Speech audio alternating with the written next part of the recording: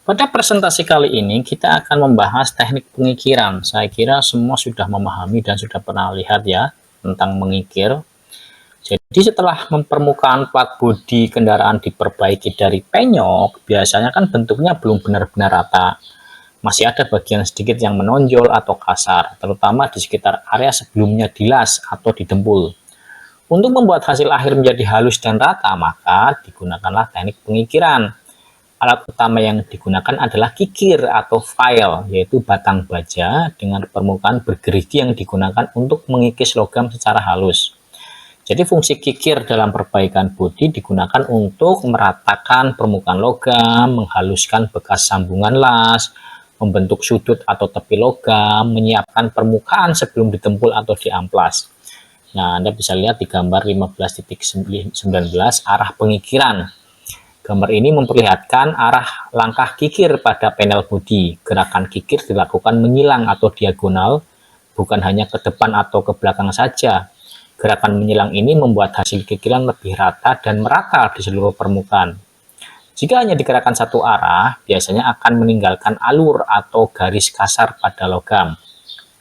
Nah, sekarang membandingkan dengan gerinda. Kadang-kadang untuk mempercepat pekerjaan, teknisi itu menggunakan mesin gerinda. Gerinda memang lebih cepat, tetapi menghasilkan permukaan yang lebih kasar dan tidak rata sempurna. Karena tekanan putaran mesin itu sulit dikontrol. Oleh sebab itu, gerinda digunakan untuk tahap kasar, menghilangkan bekas las atau karat. Sementara kikir digunakan pada tahap halus atau finishing. Dengan kata lain, hasil terbaik dicapai jika gerinda digunakan dulu, kemudian kikir. Misalnya setelah bagian bodi dilas, biasanya ada logam sisa yang menonjol di sepanjang sambungan.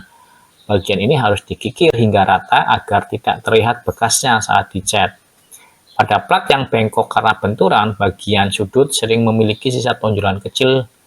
Dengan kikir, sudut tersebut bisa dirapikan. Jadi, teknik pengikiran adalah proses meratakan dan menghaluskan permukaan logam dengan alat bernama kikir. Jadi digunakan setelah proses pemukulan atau pengelasan sebelum pendempulan dan pengecatan. Gerakan kikir harus menyilang dan searah tekanan ringan agar hasilnya halus dan merata. Walau ada mesin gerinda, hasil akhir terbaik tetap diperoleh dengan kikir manual karena lebih presisi dan rapi. Pada presentasi kali ini, kita akan membahas bagian 15.9, yaitu teknik hot shrinking. Jadi, dalam perbaikan bodi kendaraan, salah satu masalah yang muncul adalah logam bodi menjadi mulur atau melengkung keluar setelah mengalami tekanan kuat, misalnya tabrakan. Ketika logam terdorong keluar seperti itu, permukaannya menjadi lebih lebar dan tidak rata.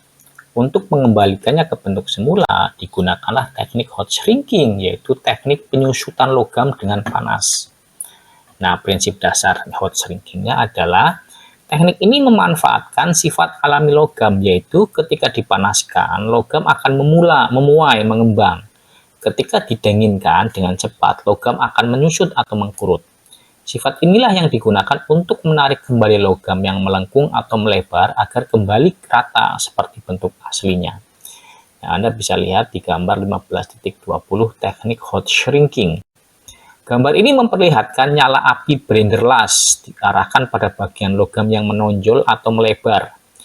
Panas dari api tersebut membuat titik logam menjadi merah dan mengembang. Setelah itu, logam langsung didinginkan cepat menggunakan air sehingga menjadi penyusutan lokal. Akibatnya, bagian logam yang sebelumnya menonjol akan mengecil dan kembali rata. Anda bisa lihat gambar 15.21, bentuk plat yang dipanasi. Gambar ini memperlihatkan urutan perubahan bentuk logam. Sebelum dipanasi, logam masih cembung. Setelah dipanasi, bagian tengah mengembang. Setelah didinginkan, logam menyusut dan kembali rata. Proses ini diulang beberapa kali sehingga bentuk plat kembali sesuai dengan kontur aslinya. Nah, kombinasi teknik hot shrinking untuk hasil yang lebih efektif. Agar hasil perbaikan lebih baik, teknik hot shrinking sering digunakan gabung dengan teknik lain seperti palu on dolly sudah dijelaskan ya, off dolly hammering juga sudah dijelaskan, dan pengikiran. Dengan cara ini, hasil akhir bodi mobil menjadi rata, kencang, dan halus tanpa perlu mengganti panel baru. Jadi kelebihan teknik hot shrinking yaitu mengembalikan bentuk logam tanpa perlu penggantian panel. Dapat digunakan pada kendaraan besar seperti pintu, kap, atau fender. Dapat digunakan pada bodi kendaraan besar. Hasil akhirnya lebih kuat dan alami dibandingkan jika hanya didembul. Kekurangan, membutuhkan keterampilan dan pengendalian panas yang baik. Kemudian jika panas berlebihan, logam bisa berubah warna menjadi getas atau berlubang. Jadi kesimpulannya, hot shrinking adalah teknik memperbaiki bodi mobil yang melengkung atau melebar akibat benturan dengan cara memanaskan dan mendinginkan logam. Panas membuat logam memuai, sedangkan pendinginannya cepat membuatnya menyusut.